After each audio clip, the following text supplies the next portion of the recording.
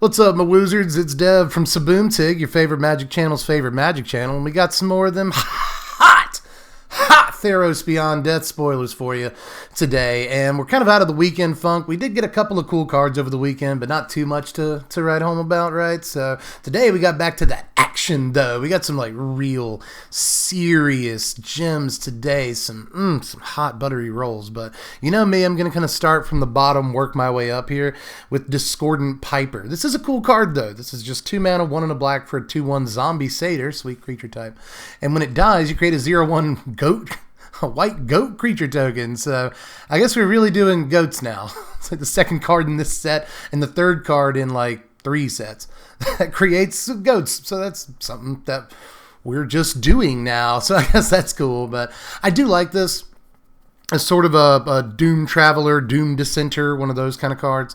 But obviously, just like a Doom Dissenter would probably be better than this. But at least it's got the zombie creature type and even the satyr creature type if you want to make like the Jund Satyrs deck. I don't think you do. But in limited, this is pretty sweet at the very least. You know, it's a body that leaves a body behind that has a decent mana cost to begin with. And in standard, this might be decent in like sacrifice decks, although I'd probably just play a card like Lazotep Reaver over something like this, especially with Priests of the Forgotten Gods in the format. I think Reaver's just much, much better. But anyway, let's go ahead and keep the train moving. What do we want to do next? Let's look at Careless Celebrant here. This actually is a pretty cool card too. 2 mana, 1 and a red for a 2/1 Satyr Shaman, keeping the Satyr party going.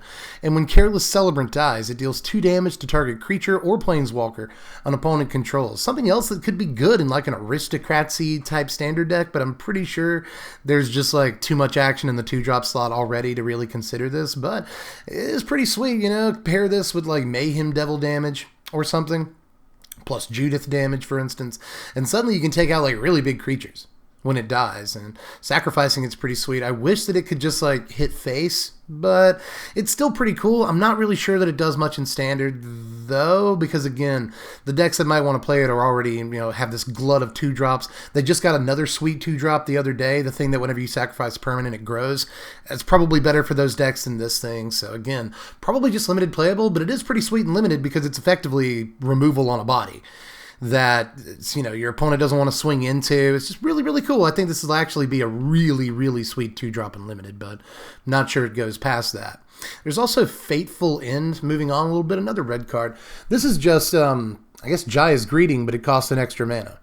Or you could say that it's like Lightning Strike, but it costs an extra mana you get to scry. And that's probably not worth it in standard. You know, you could just play a card like Slaying Fire in the 3-drop slot is probably better than a card like this, all things considered. I kind of wish that we'd have gotten Lightning Strike, but like another half of me is like happy that we didn't get Lightning Strike back, to be honest with you. So Faithful End, not a great card, but again, you will definitely play this pretty much every copy that you get in a limited deck. So I'm going to move on to another 3 mana, probably limited card, but this one might actually make some waves. This is Whirlwind Denial. 2 and a blue for an instant. For each spell and ability your opponents control, counter it unless its controller pays 4. This is actually really interesting, especially against, you know, cat decks and whatnot that have a lot of activated and triggered abilities, which is really pretty cool that the word ability appears on this card, especially if your opponent is stacking abilities at the time. Then you can just say no to all of them, which is really, really, really sweet. But often this would just work as like a convolute, you know, 3 mana, counter that one thing for 4 mana, or, you know, unless you pay 4, which is actually like somewhat playable, especially considering this is a really splashable card in like a 3 or 4 color deck. So I actually don't mind this, and it might make some waves. Although I kind of doubt it. You know, at the 3 mana slot, we've got not only Sinister Sabotage, things like Ionize as well. The mill decks want to play like Didn't Say Please and Thought Collapse. Plus there's, you know, Mystical Dispute. There's a bunch of other better cards in this, and we'll have to see decks that put a bunch of, you know, abilities on the stack all at one time. But again, we've kind of got some decks like that in the format, so this could be a decent sideboard piece or even a main deckable counter spell, because again, even if you're just pointing it at one thing, it's going to counter that spell most of the time.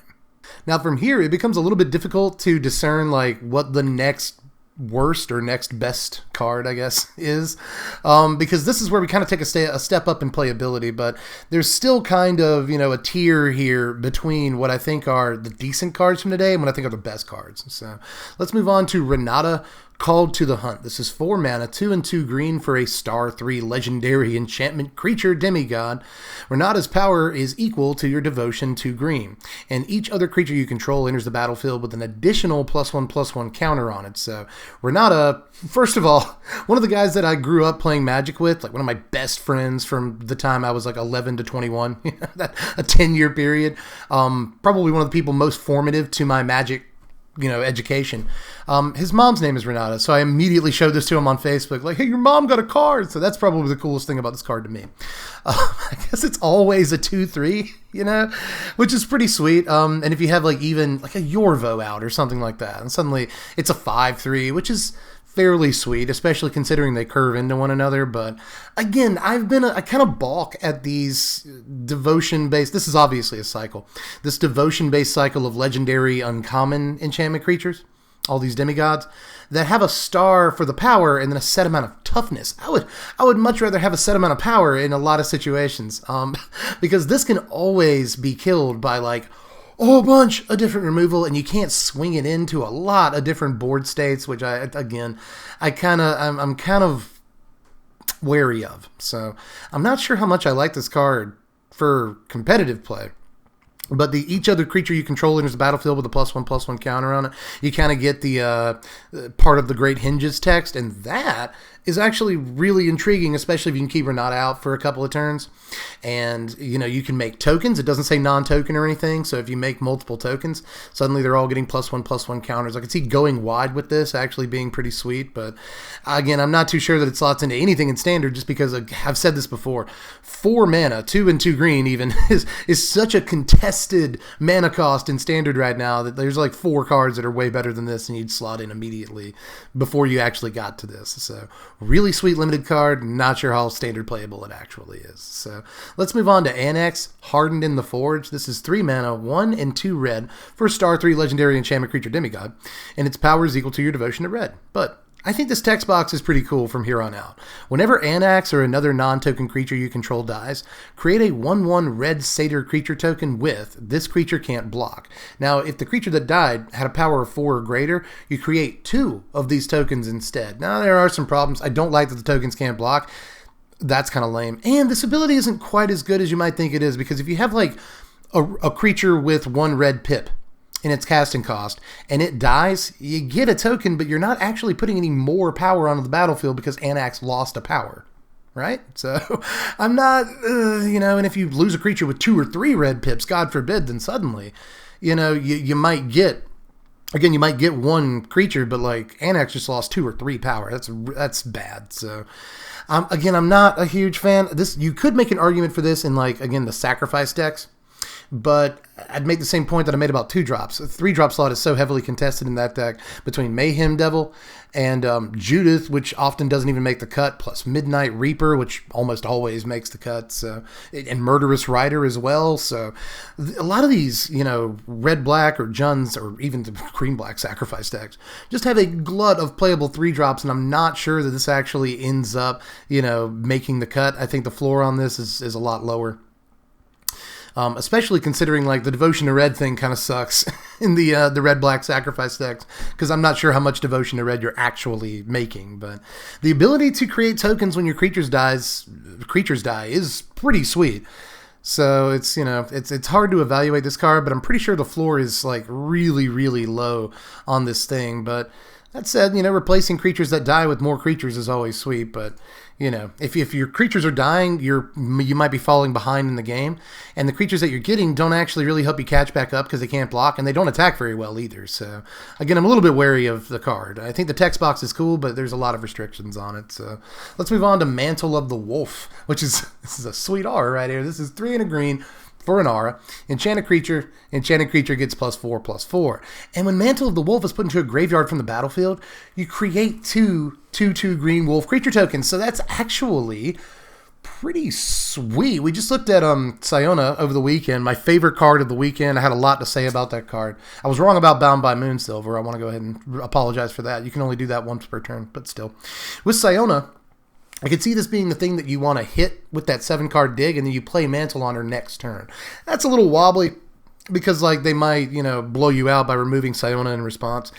and they'll see it coming, right? They know that you've got a mantle in your hand. They know that you want to stick it next turn. So this is a little fragile, but it's still, a cool interaction. Plus, this will interact with, Night Pack Ambusher, and that'll effectively make 2 3/3s when the creature dies. So that's sweet. I like that it kind of breaks the rules of why auras are bad. Like if they do kill the creature, yeah, you kind of got 2 for 1, but you didn't really, because you ended up getting, something to replace both the creature and the aura. Plus, you get power and toughness to replace what the aura put on the battlefield to begin with. So I think this is a really sweet aura, but in the end of the day, I'm not sure it actually sees standard play. Auras have to be like insanely good to see standard play. And this is fantastic, but I'm not sure how much better it is than just playing a 4-drop creature, especially with the ridiculous glut of amazing green 4-drops that we have access to.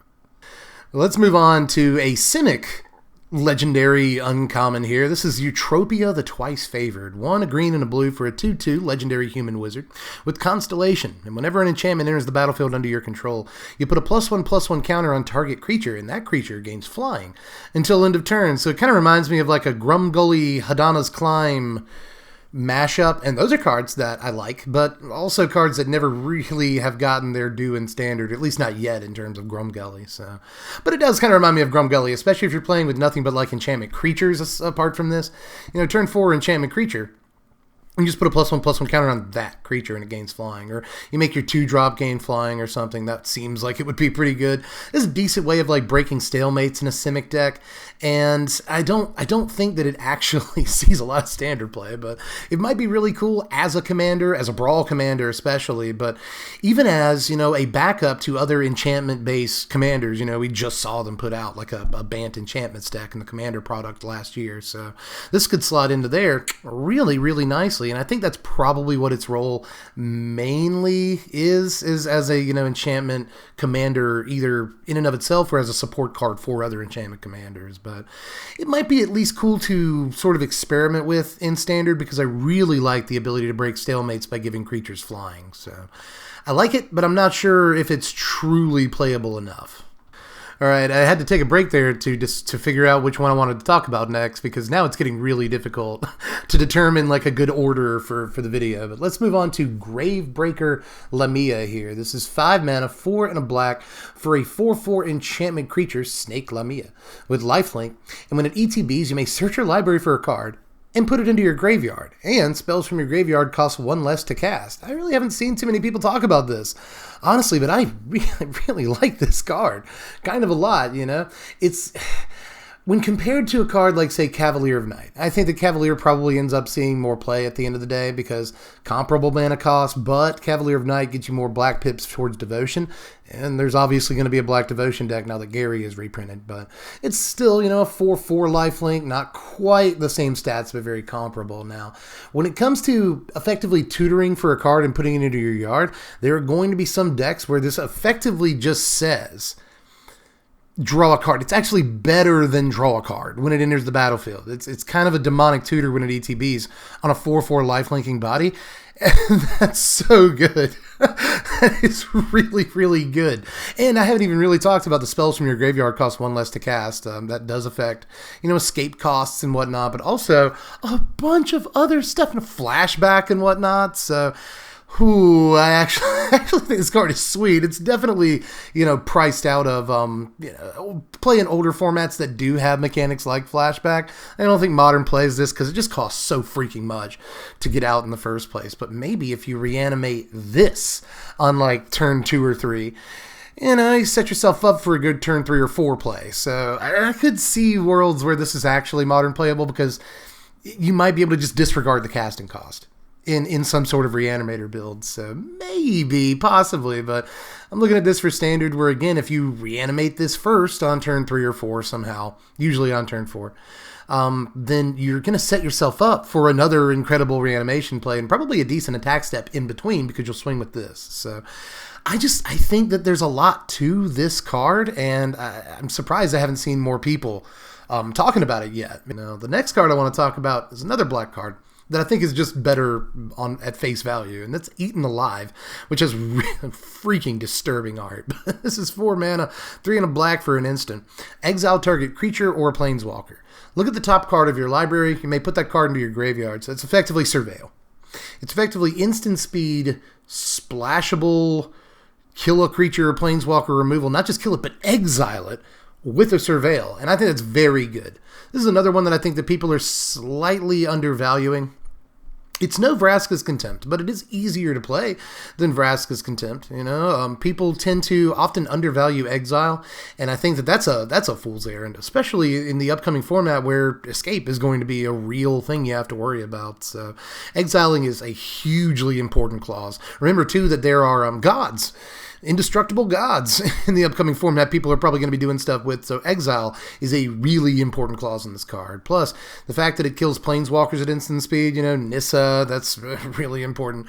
Teferi, even though you're not going to be killing Teferi at instant speed, so keep that in mind, but there's still a lot of problem planeswalkers in the format and you know, in the near future format as well, that are going to be, you know, you want to take them out at a reasonable cost, and this is a reasonable cost. Plus, the Surveil is serious candy. That is really tasty. So I like this card a lot, and it's another one that I'm surprised kind of more people aren't talking about. I think this will end up as at least a 1 or 2 of in many control decks, and it's yet another card that makes Dimir control and Esper control something, you know, possibly worth looking at. So easily the strongest card of the day that we've looked at so far, but now we're getting into some really powerful stuff. Now, I want to look at Archon of Sun's Grace next, another card that I'm evaluating a little bit higher than the majority of the community, but I think that ASG is the gas, if you want to rearrange the letters in its name. Anyway, this is 4 mana, 2 and 2 white for a 3/4 Archon with flying and lifelink.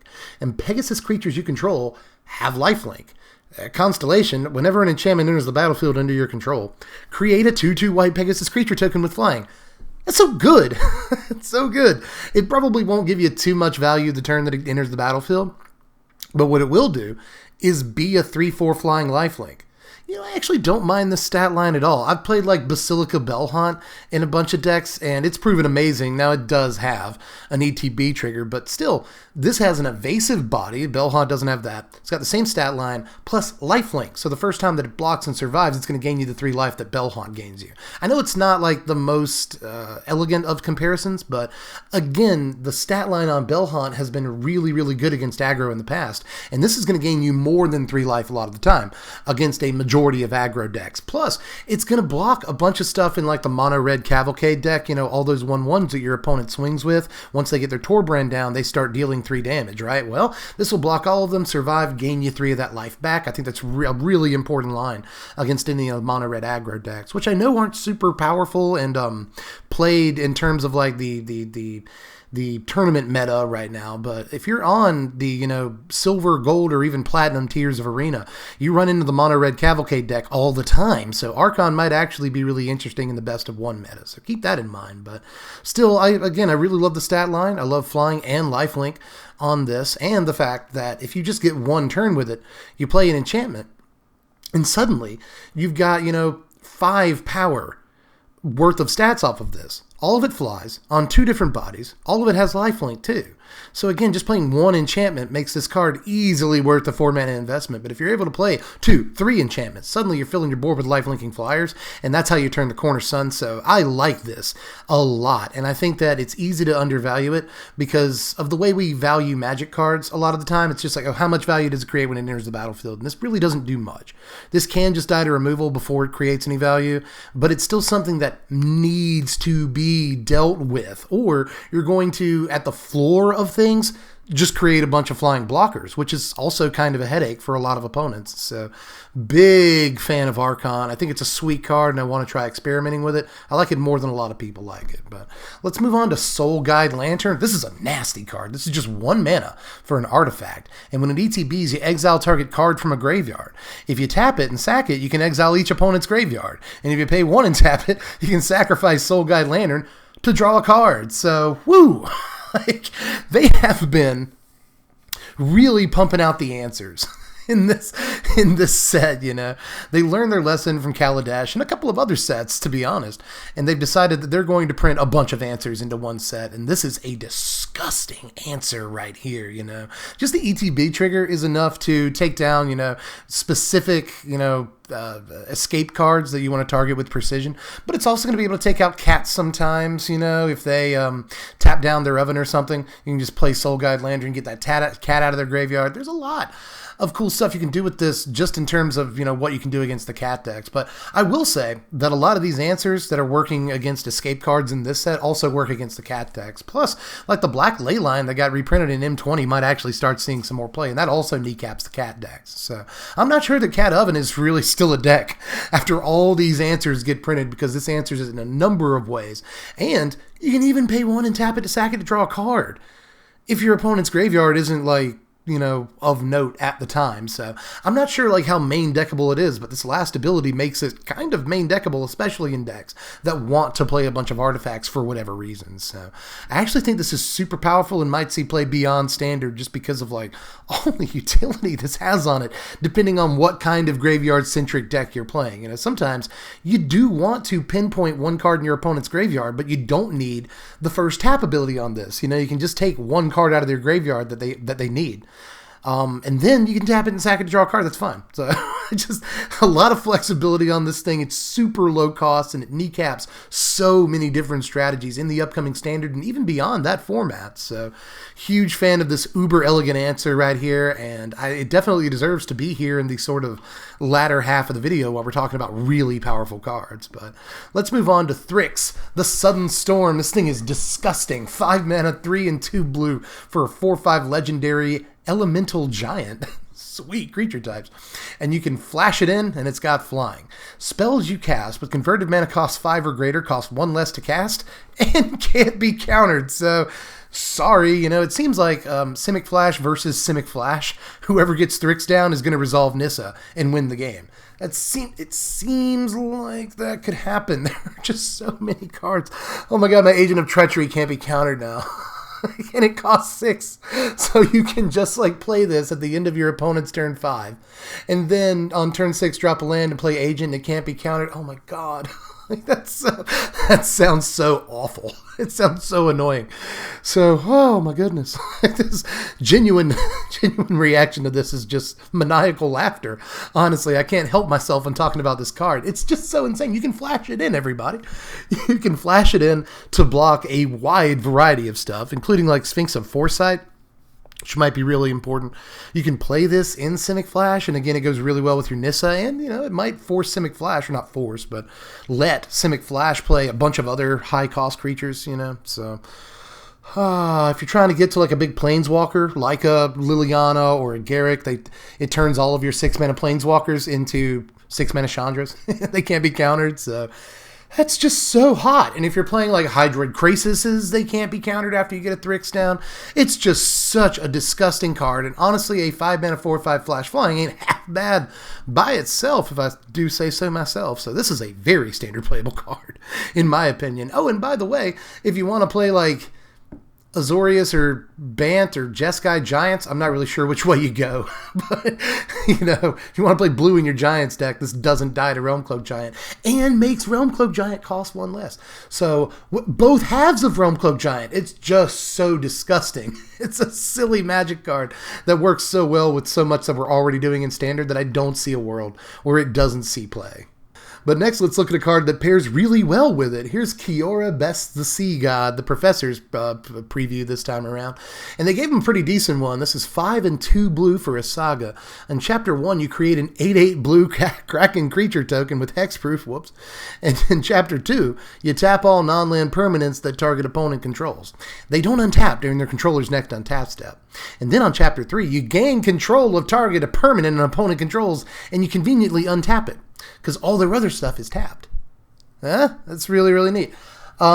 Especially if the creature that you snatch has haste or something, it can attack the turn that you grab it, but all of their other creatures are tapped down, so this does so much. The turn that it enters the battlefield, which can be as early as turn 4 or 5 in the current Standard, you know, you get an 8/8 hexproof, which is pretty difficult to deal with right then and there. But then you get to tap down everything, and you will effectively get in 2 unblocked attack steps with this 8/8 hexproof. And on chapter 3, by the way, on chapter 3, again, you get another unblocked attack step with this 8/8 hexproof. But you also get to just take whatever you want. Whatever you want. It could be a land. It doesn't matter. It's got Agent of Treachery text. You just snatch anything at all in the world, but probably a creature or something. There's just there's kind of a fight going on every Magic subreddit right now, whether it's Arena, the regular Magic subreddit, Spikes, whatever you want to say, about whether or not this is better than Agent of Treachery or Mass Manipulation. And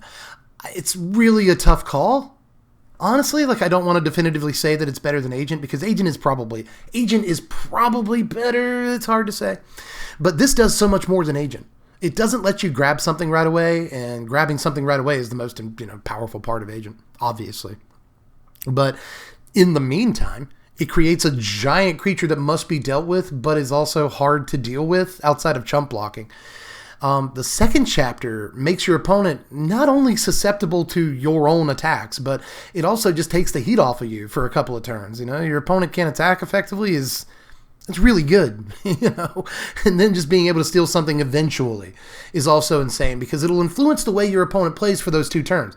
Your opponent wants to play new stuff so that it's not tapped down, right? When they go to their attack step. But if they play new stuff, it's just another target for you to steal. So they don't want to play the best cards in their hand for a couple of turns, which creates even more space for you. I like everything this card does. I really do. I think the mana cost is really high, and there might be better stuff. Again, just Agent might be a better card. And the, Simic ramp decks can't just play all the 7 mana cards. They have to stop somewhere. So I'm not sure how many copies they play, but I'm pretty sure they'll at least experiment or lab with 2 or 3 copies of this to see how well the card plays, because I'm pretty sure that once you actually play with this card, it's going to be way more powerful than it might appear to you while you're just reading it. Again, we'll see, but let's move on to Croaks, Titan of Death's Hunger. This is just 2 mana, Rakdos colors, but there's a catch.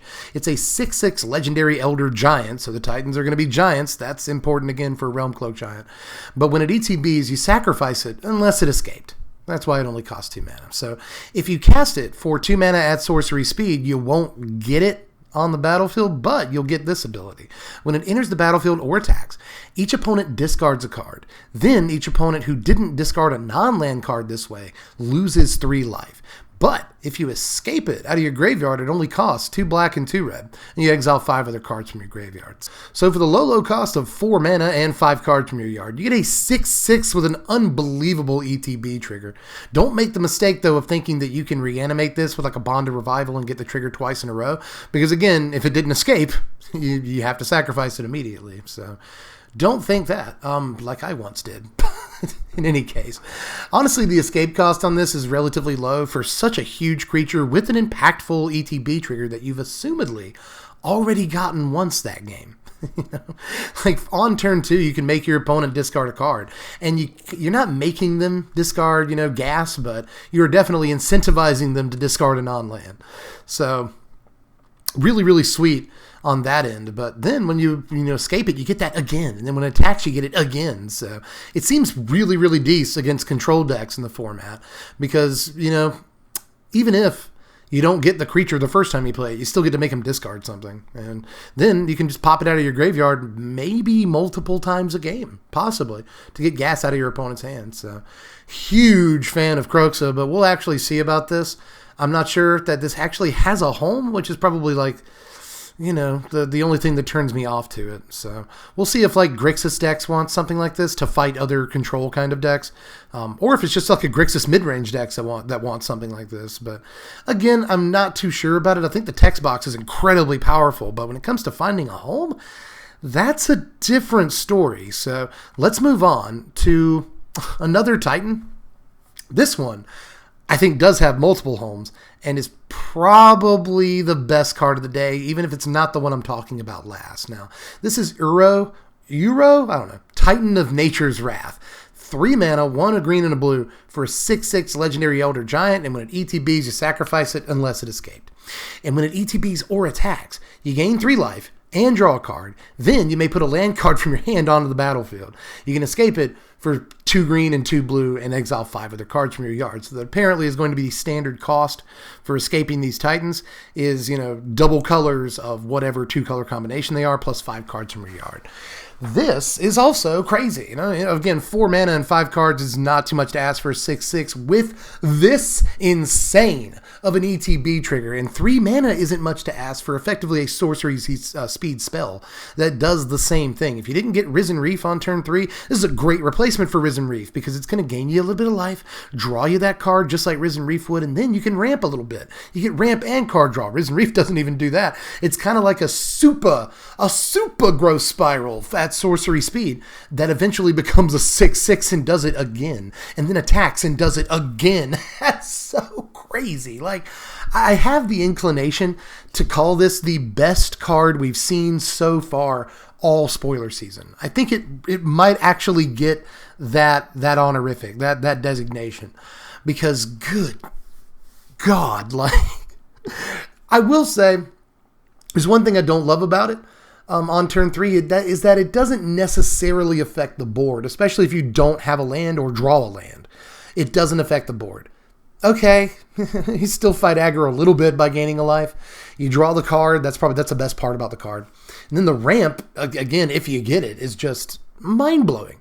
The fact that it doesn't necessarily affect the board state on turn 3, I think is more than made up for by the effects that you do get. So, just an unbelievable card, especially if you ever get to the point in the game where you can escape it. It's just the absolute butts to nuts nastiness. Like, and even if, you escape it and your opponent removes it, who cares? You got this effect again. Like, and you can get the effect again later once you get 5 more cards in your yard.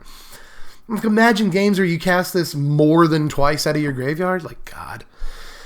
Oh, it just looks dangerous to me. It looks like a very dangerous card. So, oh my God, we'll have to see. But I'm pretty sure that there's only one more card left today. Let me actually go ahead and reload Mythic Spoiler while I'm still trying to get over that last card. Yeah. Oh, no. Oh, there is one more. We got to see Ichthyomorphosis. We saw this in the leak. This is 3 mana, 2 and a blue for an enchantment. It's an aura that enchants a creature. Enchanted creature loses all abilities and is a blue fish creature with base power and toughness 0/1. That's pretty sweet, especially in limited, where this is effectively kind of blue removal. It still leaves a body on the battlefield, but it's kind of blue removal that you get to say the name of and sound smart. Ichthyomorphosis is actually how you say this. And the ick is a fish disease. If you have fish, then you've heard of this before. But in any case, it is sweet blue removal for the limited environment. But let's move on to what is actually the final card of the day now. And this is probably the one that the Spikes are freaking out about the most, despite the fact that we just saw that Simic Titan. That Simic Titan is just... It's such a disgusting card. Like, we just got rid of a very problematic Simic 3-drop, and we're about to get another one. But let's look at another problematic Simic 3-drop. This is Dryad of Elysian Grove. 2 and a green for an enchantment creature nymph. That's a 2/4. You may play an additional land on each of your turns. Lands you control have all basic land types in addition to their other types. So, I'm sorry for that gross noise. I can't think of anything else. Today is a batch of cards that I'm very excited about, if you can't tell. I had somebody call me out the other day in the comment section for fake laughter. It's not. Like, I'm genuinely this excited about, like, getting my hands on these stupid cards. Like, do y'all still think this is a low power set? Are there still people in the comment section that are going to be like, oh no, I'm not impressed. This set isn't super good or anything. What are you talking about? This set is crazy. So good. Like, this is reminiscent, I guess, of Courser of Crufix. And I even saw one person say, I think in the Mythic Spoiler comment section, that they'd rather have this than Courser because it doesn't reveal your, draws to your opponent or anything. So that's a good take on it. But still, for 3 mana, it's got a great stat line. It's going to block all day against the aggro decks and even some of the mid-range decks. 4 toughness is nothing to sneeze at. And this can come down on turn 2 after a Gilded Goose and immediately throw another land down untapped. It's just, again, problematic dangerous card right here, but I am nonetheless really excited about it. And the last line of text is really cool too. It basically gives you like a chromatic lantern kind of effect, so you can tap your lands for any color mana, which is dumb enough by itself, but especially with Nissa in the format, all your lands are forests, so they tap for double mana. Are you serious? And like the dumber one is Dread Presence, but I'm still excited about it, you know. Turn 3 this and a turn 4 Presence, and then suddenly any land drop gets you triggers off of Presence. So that seems good too, right? So I just really, really like this card. Even if it didn't have the last line of text on it, I'd still like it, but this really, you know, makes 3, 4, and 5 color decks way more possible. Comes down on turn 2. That's disgusting. Great stat line. Plus, you know, the Wayward Swordtooth line of text is probably the most attractive part of this card. And there are plenty of decks, especially Simic decks, that have tons and tons and tons of lands in their hand throughout the entire game, you know? Even like Gates decks probably really, really want this card. Imagine. So, like, God. And like the Gates have all the basic land types, you could probably do something with that in Gates, right? So, Dryad, you're so good. You're so good, Dryad. Like, I wasn't actually super impressed when I first read this morning. I was like, Wayward Swordtooth. But no, it's so much more than Wayward Swordtooth when you really start thinking about it. It's a gross Magic card, but that is it for today. So let me know how you felt about the takes. And there are a lot of them today, you know. Gravebreaker Lamia. How do you feel about that? Is that a decent card? Mantle of the Wolf, the 4-mana aura, is that decent? Do you think it could see standard play? I don't know. What about Utopia, the twice favored, this 3-mana Simic legend? Is that decent? How do you feel about that thing? What about Eaten Alive? How much play do you think that's going to see in standard control? Plus, there's just so many takes I want to see you address today, you know? I read your comments, so let me know. Archon of Sun's Grace, the 4-mana Pegasus-centric lifelink token generator thing. Is that as good as I want to think it is? You know? Like, just let me know how you felt about all the stuff. And finally, I guess, even though there's way more stuff I could talk about, Uro, the Simic Titan.